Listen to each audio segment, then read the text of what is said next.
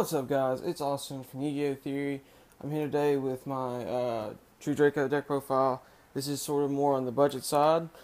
So this deck is probably about 120, but that doesn't sound very budget. But Masterpiece has actually gone down a lot since I bought mine.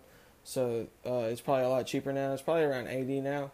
And I did get a few extra cards that maybe you don't absolutely need. So there's wiggle room there. But anyway, let's get into the deck profile. First, you run 2 Masterpiece. 2 is plenty. You don't really... It's nice if you draw them, but you don't really, absolutely have to draw them, because you can always search them out through a few different ways. And he's pretty easy to get to if you need him. So, 2 is definitely good enough, because you can just search him and stuff. I run 3 Dynamite Knight. I accidentally ordered 2. I meant to order 3, but that's how things happen, I guess. But yeah, run 3 of him. Really good for traps and stuff. The traps pop your opponent's monsters, obviously. 1 Majesty's Maiden to search out True Draco monsters. It comes in handy sometimes. 1 Ignis Heat. I'm thinking about bumping this up to 2. It's a really good card, and it adds spells, which the spells, in my opinion, they're better going first, but the traps aren't that bad either. The traps are pretty good. That's it for True Draco monsters. Now for just tech monsters and things like that, I ran 3 Babavoon. Babavoon is really good. You just normal summon it, draw a card, then replace it, put a card back either on the top or the bottom. It's really good. It's really a good way to unbrick your hand. If it's perhaps bricked or you're missing 1 key component, you can hope to draw it off of this. 2 Ghost Ogre. Ghost Ogre is really good, just for popping cards. When monster after this kick, just pop it. It's good for popping Diagram, Barrage, things like that. You pop them in, their effect doesn't go off. That's it for monsters. I probably would add a Max C, but I don't have one and I need one. So, but yeah, that's probably one thing I would do with this deck is just add a Max C. Now let's go for spells. First thing is spells, Heritage. It's most of your drawing in this deck, most of it. It's really easy to go +1 or +2 off this card. So this card is definitely good at 3. When it leaves the field, you can just pop I think a spell or trap that your opponent controls. I ran 3 Disciples. It's good just for fodder to tribute off. Just keep Heritage on the field, tribute this, free draw 1. And sometimes the first effect does come in handy where you target 3 True Draco or True King cards in your graveyard, shuffle them back, and then you draw a card. That comes in handy sometimes. It has the same popping effect. Next I run 3 Pod Duality because you don't special summon very often. I'm running the variant that's more focused on stopping like special summoning and things like that. It's kind of more of a control type of deck. Like a little bit of just stopping my opponent from playing Yu-Gi-Oh. Not a whole lot, but just a little bit. And Duality helps me get those cards because I'm not going to be special summoning any. Speaking of trolling people, I run 2 Domain of the True Monarchs because there's a really good chance, probably 9 out of 10 chance, that when you end your turn, you're probably going to have a tribute summon monster on the field. So you can activate this when you have that tribute summon on the monster on the field, and it locks your opponent out of the extra deck, and it's just really good, and it gives them a boost whenever they attack of 800, which is pretty incredible, and it's just all around a really good field spell. Next, I ran 2 My Body's a Shield. This is an easy side out. This is 2, I guess. If you're like dueling mirror match, you can side that out. This is an easy side out for something better if you need it. I like using it in the main deck because there's a lot of decks these days that pop, so it's a good just in case, and it stops most of the time. If in the mirror match, it stops my opponent's Masterpiece, stops Trident, stops Dark Hole, Regeki, Slumber, things like that. It's just really good to have. I run 2 Forbidden Chalice. Same thing with the My Body's a Shield. Easy side out for something better if you need it. And to round off the spells, I run 1 Dark Hole. I'd run a Regeki if I have one, but I don't.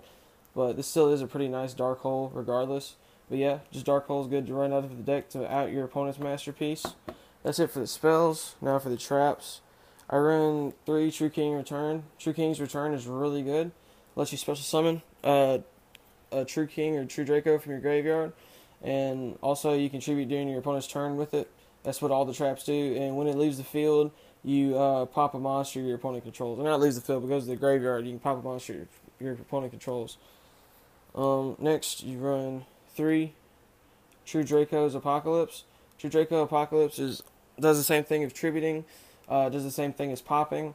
Its first effect isn't that good. You tribute a True Draco and then half your opponent's attack of all their monsters. It's okay. It kind of helps you keep advantage, but I've never used it.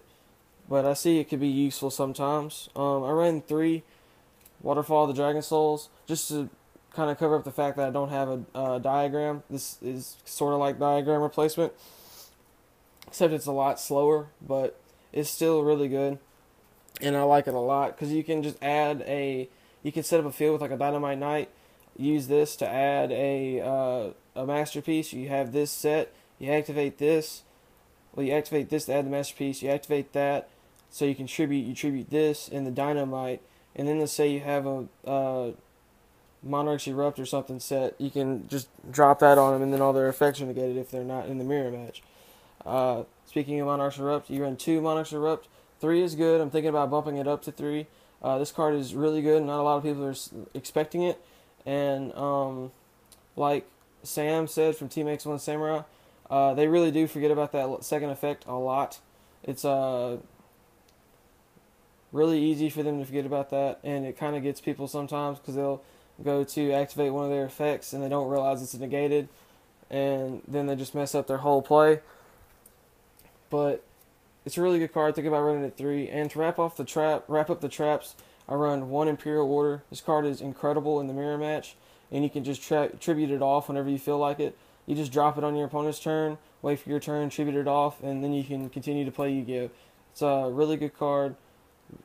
Wish it wasn't limited, but understand why it is. I need an anti-spell fragrance. Me and Clay are going to go half in on a Battles of the Legend Light's Revenge booster box. So we're probably going to be doing that opening on the channel soon.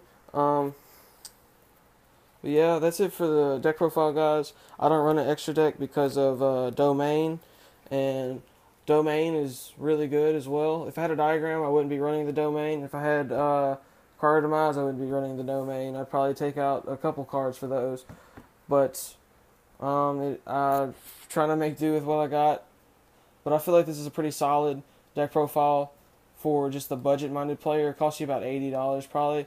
I forgot how much. Oh, wrong card. I forgot how much. Should be at the top. I forgot how much Imperial Iron Wall is. It's like $10 maybe. I think it's less than that now. When it first came out, it was like $10. But still, pretty cheap deck. Not super expensive. And you should be able to do pretty well with this deck at a locals or something. I'm not saying it's competitive, but it's at least competitive enough to do well at locals.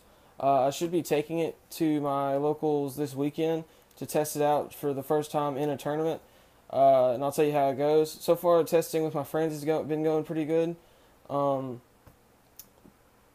I guess that'll be the true test, and I'll tell you guys how I did and stuff. But yeah, anyway, if you enjoyed the video, please like and subscribe. We really appreciate it, and I'll catch you guys next time. Look forward to future videos, the booster box opening, and some other deck profiles probably, because I gotta do a new DDD deck profile because I came out with a bunch of new cards in Battles of Legend Light's Revenge, so hopefully I get those. And I need to do a new Super Heavy Samurai deck profile because I came out with a bunch of new cards in that too, so hopefully I get those. But yeah, thanks for watching. Peace.